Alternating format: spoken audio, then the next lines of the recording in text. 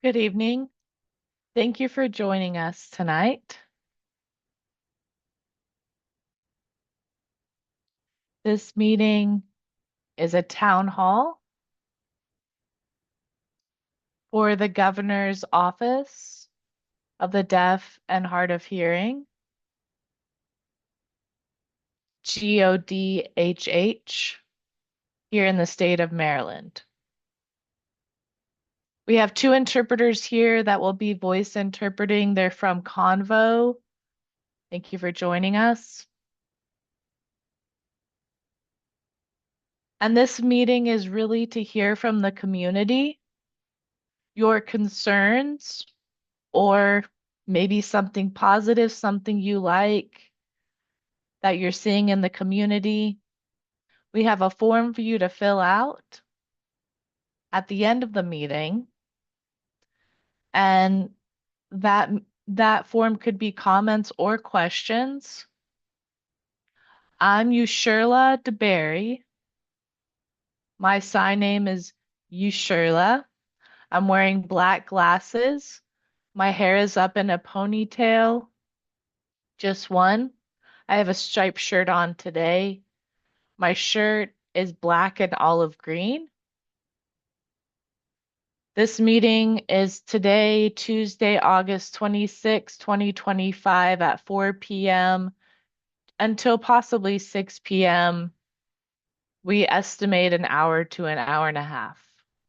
Next slide, please.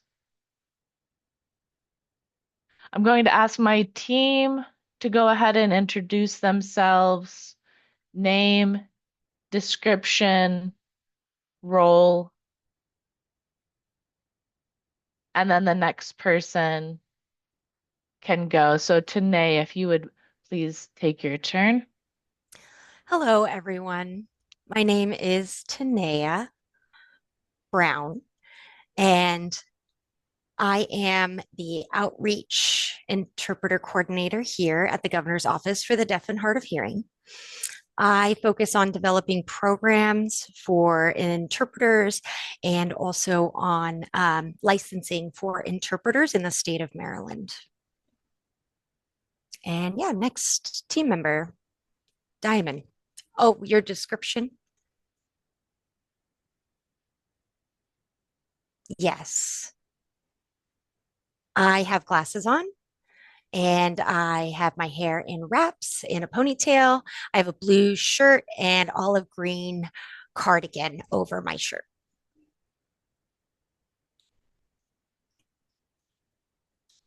And light brown skin.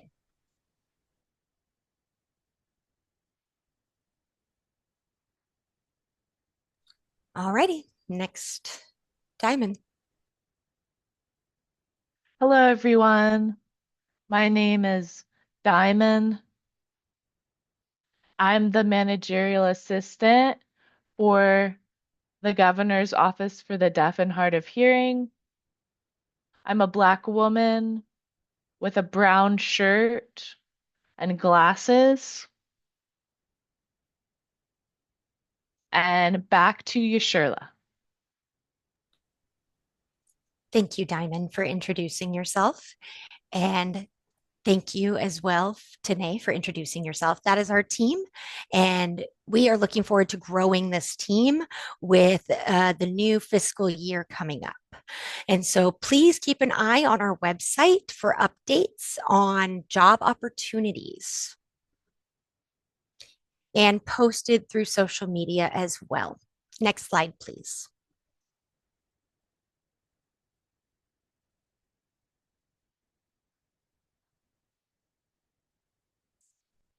This is our agenda and objectives for this meeting. The agenda here has our list. First is welcome and introductions. We've done that. And then objectives and agenda. We are now taking the time to do that with you.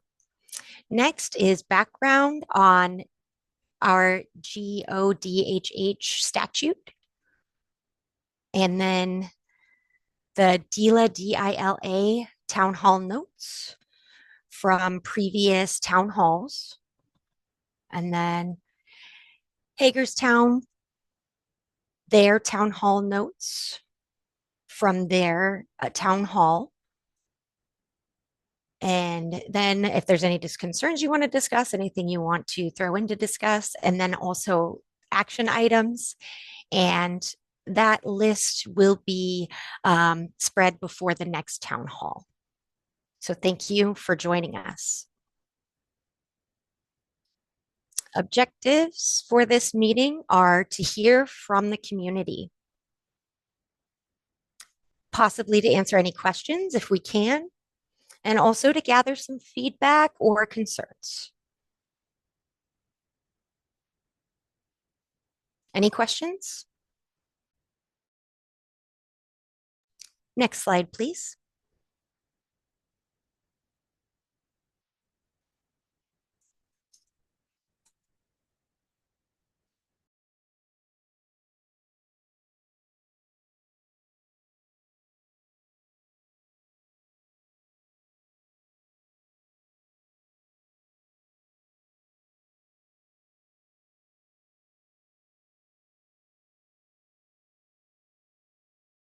Interpreter's muted. Apologies for that. This is going to be the background for the Governor's Office for the Deaf and Hard of Hearing. I will let you have some time to read the slide and then I will summarize it in sign.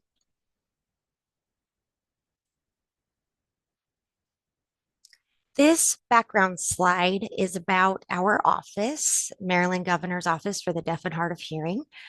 Our office responsibilities are to provide advocacy and small support to individuals here in Maryland who themselves happen to be deaf, deafblind, or hard of hearing.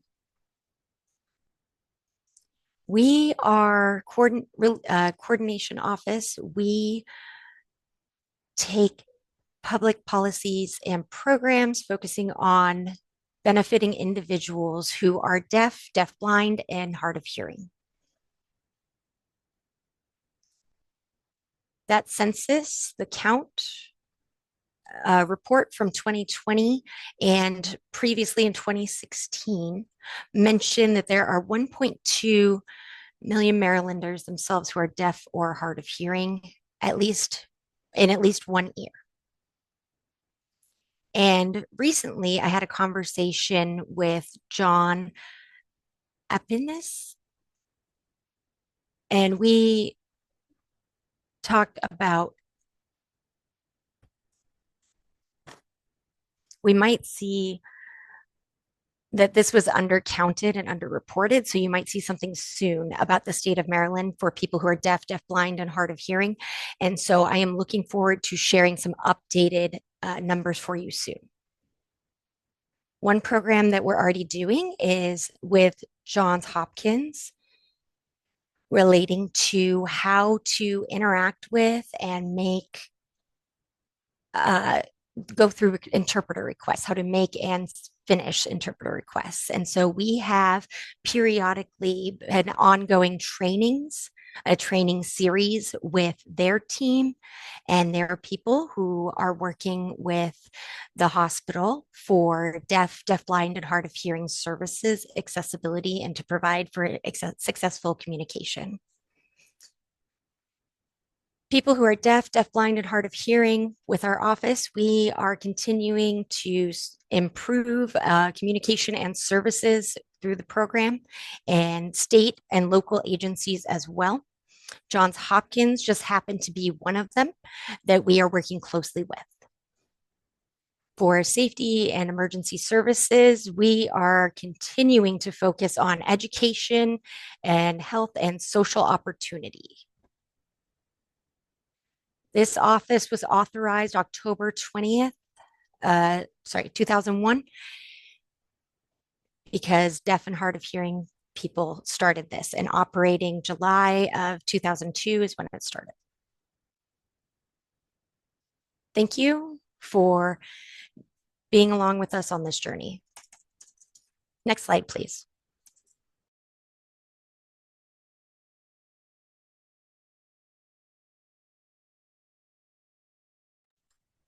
So now the mission.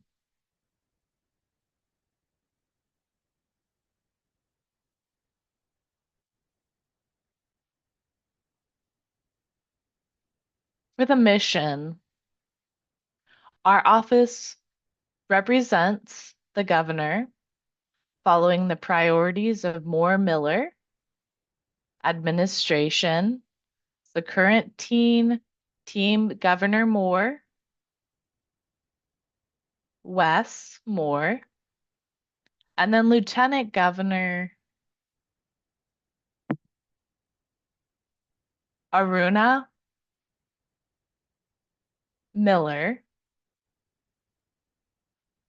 So we call it the Moore-Miller administration,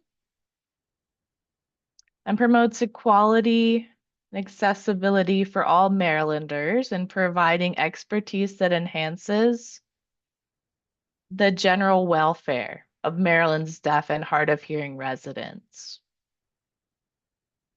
So we want to focus on all those who are deaf, blind, hard of hearing. The vision includes all of those who live in Maryland, deaf, blind, hard of hearing, having equal access to resources, services, and opportunities for participation in all aspects of community life. That's the vision. Next slide, please.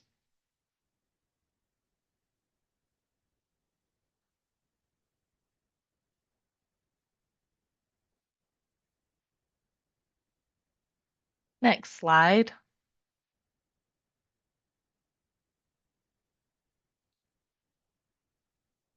This is a slide about the background, and this is a more in-depth history about our office.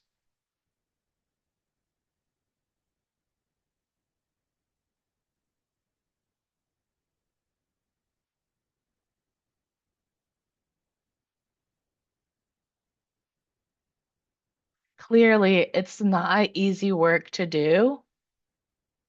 The establishment of this office was not easy. We thank those who came before us, who really rolled up their sleeves and worked hard to establish this office. Many studies, numerous studies were involved in creating this. Temporary commissions, advisory committees in Maryland over the past 30 years have consistently identified the same recurring issues related to deaf and hard of hearing constituents from 1966 to 2001. The governor's office of the deaf and hard of hearing finally became a reality from the collaborative efforts of Maryland Association of the Deaf, along with various local organizations serving deaf and hard of hearing individuals.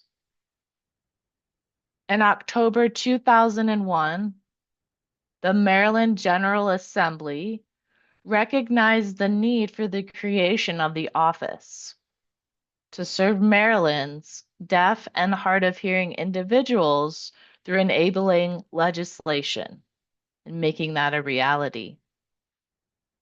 Maryland became the 32nd state in the United States to have a separate state entity geared specifically towards the needs of the deaf and hard of hearing Marylanders.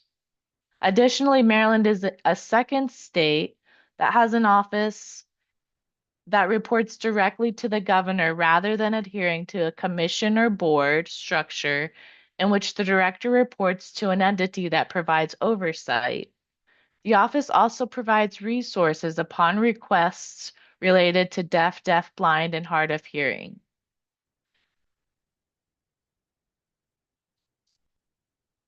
And this is another state that's similar to us is New York.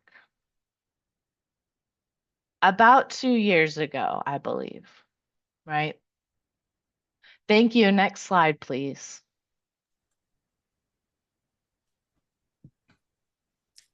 And so now this is talking about the responsibilities of our office and what we are doing and what is required of us.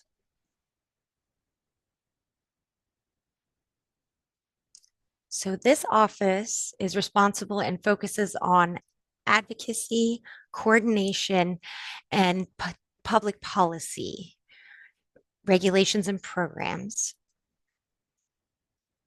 A current policy priorities of the office includes the following: the Governor Moore Miller administration.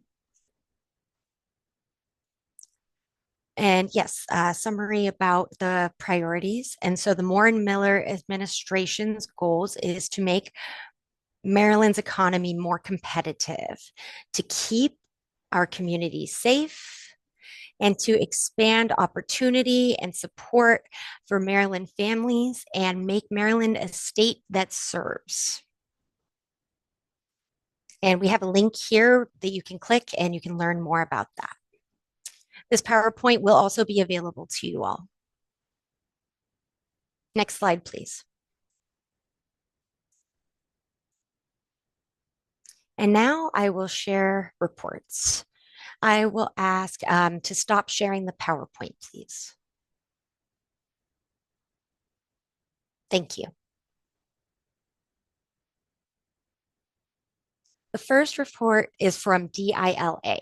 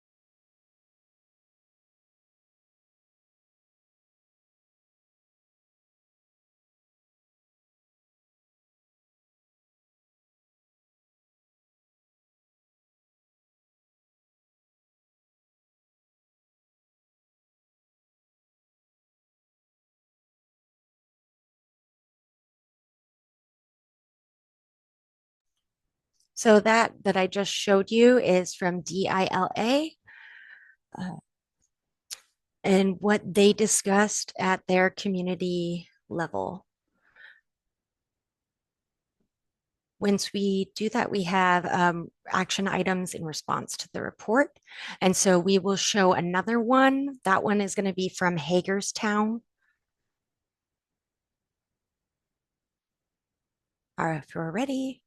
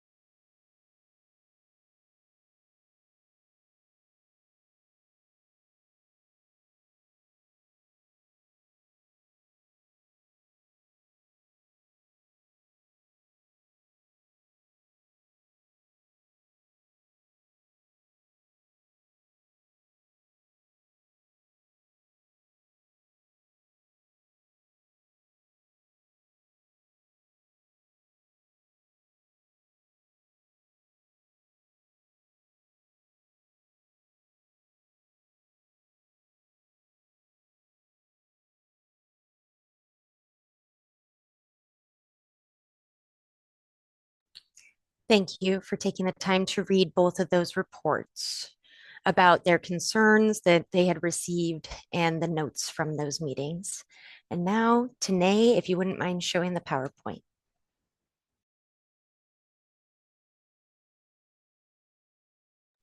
Next slide, please.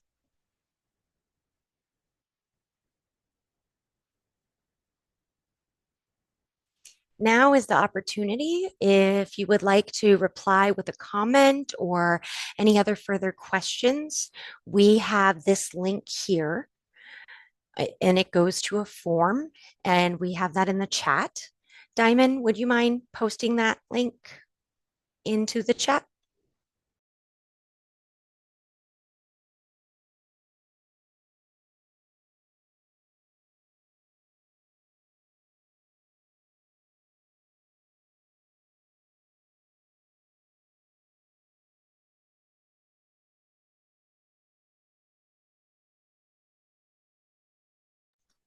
Thank you, Diamond. Next slide, please.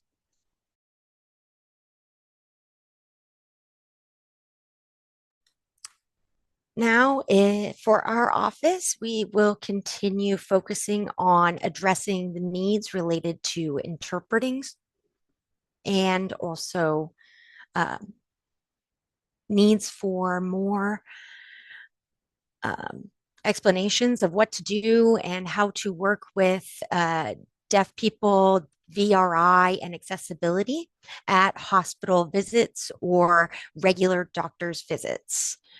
We've noticed the consistent issues, the same issues repeatedly popping up. And we've also noticed that Eastern has a new renovated hospital, and that is now a good opportunity to meet with them to help bring the team, uh, get them better on board, to help them understand how to work with deaf people in their area. Their area happens to have a small number of deaf people there. And to be able to meet their needs. And the reason why is because the interpreter community is also small and there is not enough. We are hopeful that through our ongoing training with Maryland Insurance and also doctors' offices, private practice, private practice, and also ongoing training with hospitals like Johns Hopkins and other hospitals, it will be able to help them understand that this ongoing training is not a one-time deal. It is a recurring training on how to work with deaf, deafblind, and hard of hearing Marylanders.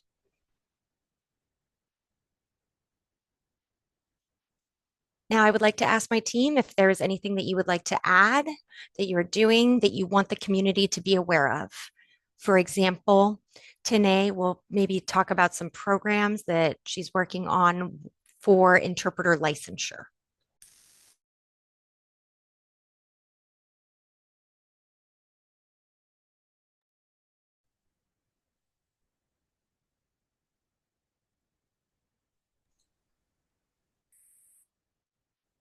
Stop sharing. Hello. I've been working on interpreting licensure. Um, there will be a provisional, so temporary, licensure available soon. That's coming up next month. We're going to do a soft launch. So there's that. And as for programming, we're going to be having a NIC BEI study lab every second Saturday. We're going to be working on deafblind programming with an event coming in possibly November or January. We'll be posting that on social media, so stay posted. There'll be other programming for mental health and interpreters. So we'll let you know when those dates are set. Should be soon. We're heavily focused on interpreting and licensure right now and looking forward to that launch October 1st. Right. I do have a question for you, Tanea. When will it officially be launched and when will license be required for interpreters? So when will the state of Maryland require license? January 1st, 2026, everyone will be required to apply for licensure for interpreters. I encourage you to go ahead and apply. General licensure is a one-stop portal, everything's there. So, yes. And my understanding is for teaching interpreters, is there a grace period until 20? Oh, yeah, go ahead. Right. July 1st, 2026, for educational interpreters, and they can apply for their provisional licensure. And then what about, interpreters that experience troubles with interpreter licensure or maybe opposed to interpreter licensure? Diamond, would you mind coming up? And thank you, Tanea. Thank you. Hello again. Yes. You can voice or sign up to you on that related to the department proposal. What is that and what did we decide to do about that and what are possible action items? Okay, thank you. So that's a little bit complicated. So I'll use my voice. So Diamond speaking here. So we are currently in the final phase of our departmental proposal, our final drafts. The departmental proposal will be based on the sign language interpreter board and the makeup of the board.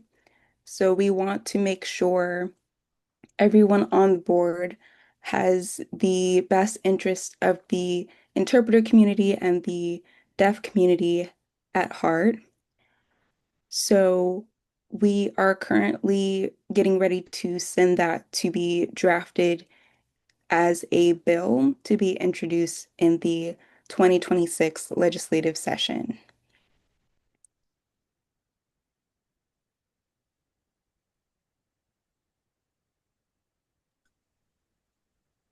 A question for you, Diamond. Do you mean that it will amend that current legislation, this statute that we currently have? Will that be an amended to add and fix it to make sure that it's correct in order to change the makeup of the current board? E- Yeah, would you explain a little bit why we're doing that? Sure. So we are not making a brand new bill. We will be amending the previous bill passed in May of 2023. So we will be making corrections, not um, an overall bill.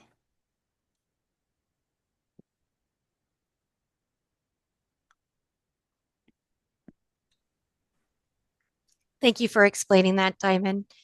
So my understanding is that at now we are trying to change to help expand the current board as well as to get more interpreters on the board in order to help fill those seats and see more deaf people who work closely or within the deaf community in the interpreting field. Is that right? Yes, that's right. We want to make it easier for people to apply to be on the board to give more flexibility.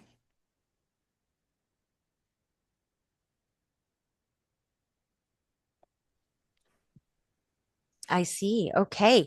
So that should help lessen some of the concerns about filling seats on the board.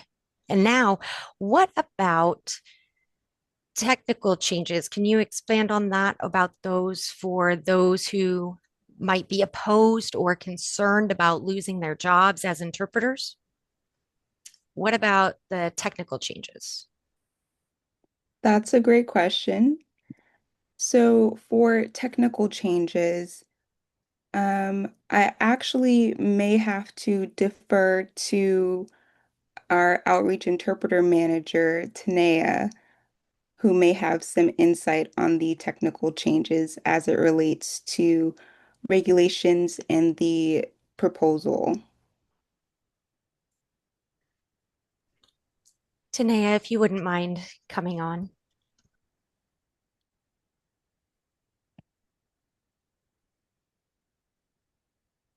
Hi, should I stop sharing my screen? Sure, yeah, you can stop sharing. Better, thank you.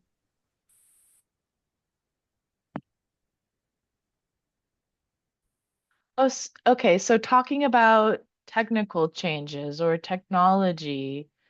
So the State Board of Sign Language Interpreters wanted to make some changes in the wording, and they thought, it's been many years with the interpreters since they've looked at the wording, so there needs to be some updates.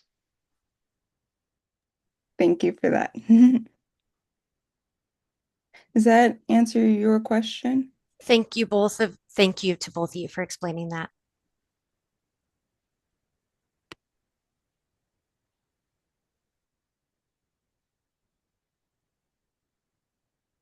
One possible change is to simplify the and to or. So on our current legislation there, or would give the opportunity for the board to develop criteria.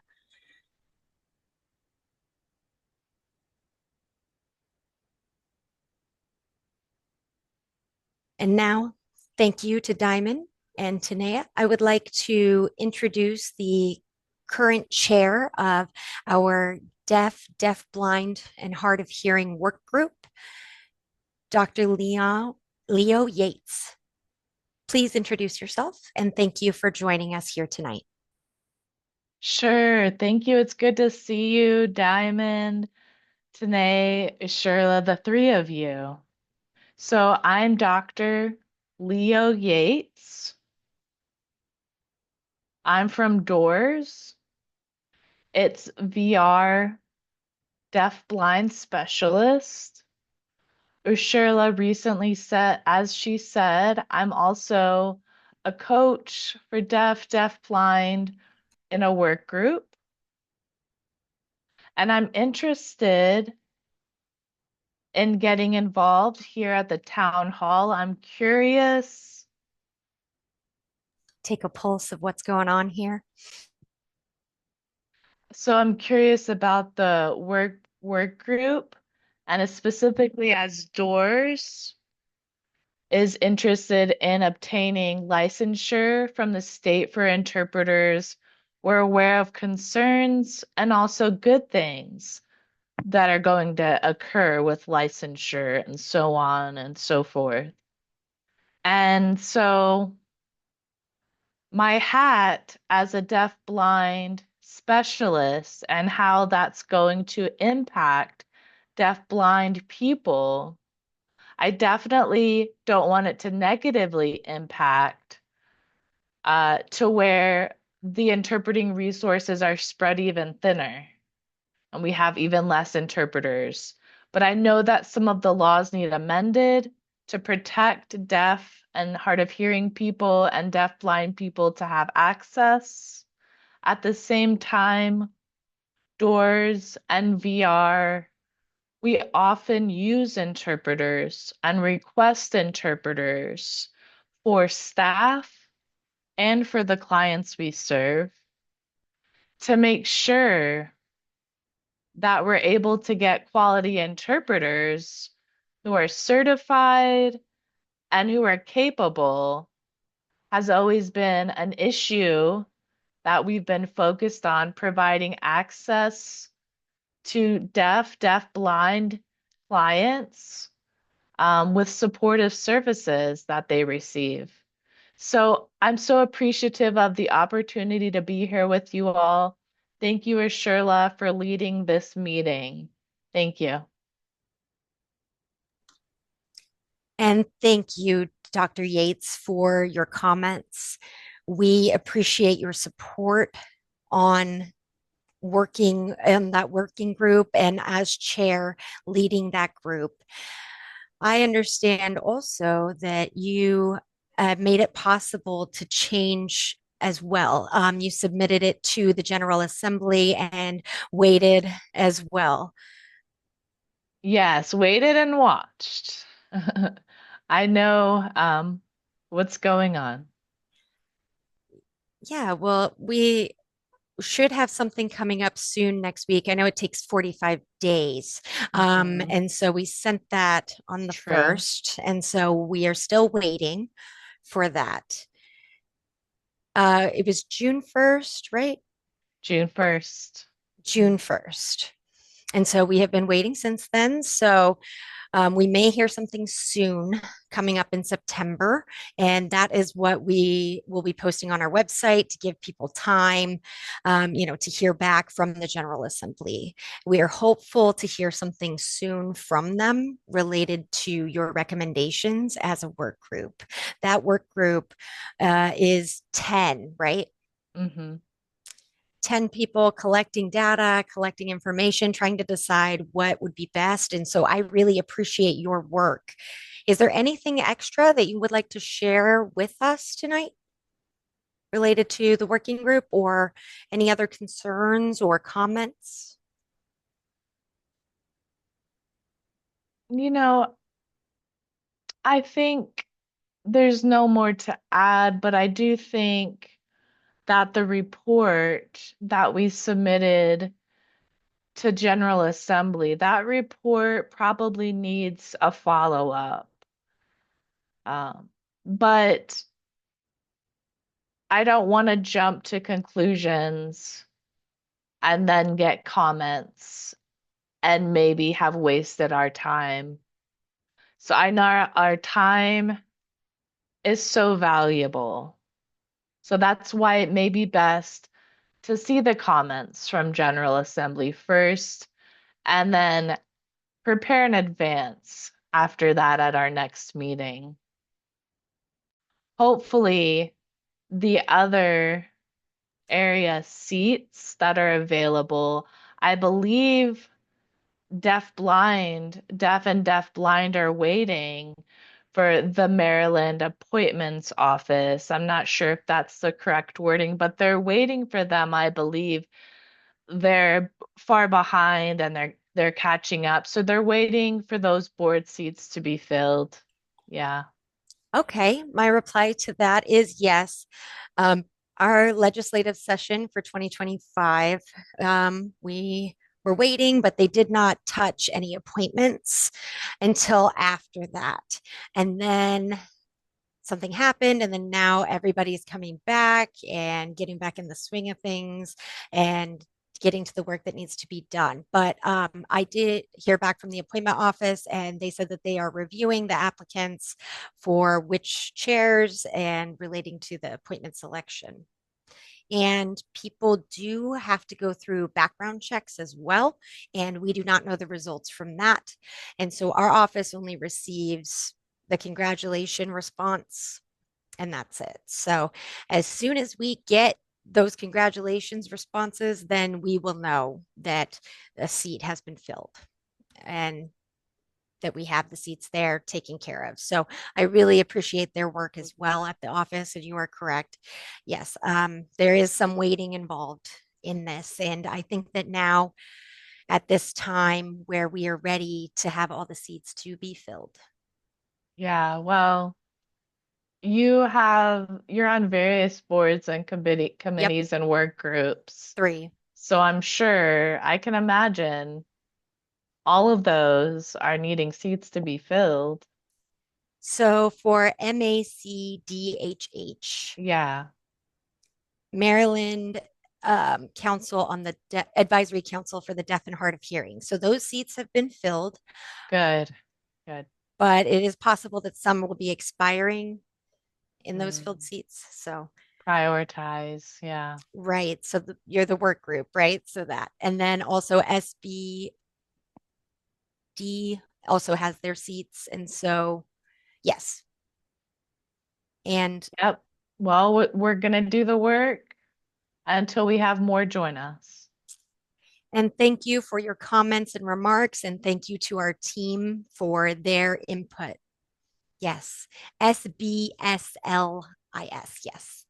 SBSLI. That is the Board of Sign Language Interpreters, State Board of Sign Language Interpreters. And statements for the record. So this meeting for this town hall, we are posting this video for everyone to be able to have access to watch what we discussed today. Mhm. You will see DILA, their remarks and comments noted, as well as you will see Hagerstown, their notes as what, or you saw those. And then we did talk about some of our action items and went through the list that we are addressing. And after we heard from you and also some ongoing concerns, we are going to continue to address those with our office. Our office is responsible for those. And now I'd like to ask Tanea to show the slides, please.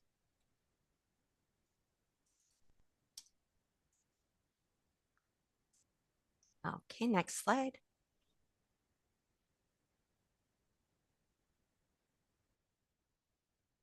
Thank you for watching. Thank you, Convo, for the voice interpreting and the sign language interpreting. We appreciate you. Thank you, Dr. Leo Yates, for appearing in this meeting. We appreciate you and your services as well. Thank you so much. Yeah, thank you as well to your entire staff, GODHH. I know that there's lots of people watching what you do, and we value what you do and appreciate you. So thank you. So thank you to our team. Thank you to the governor's team and what they do to support us, the current administration. We support all of we appreciate all of your support for so long now. So the meeting is officially adjourned. Bye-bye.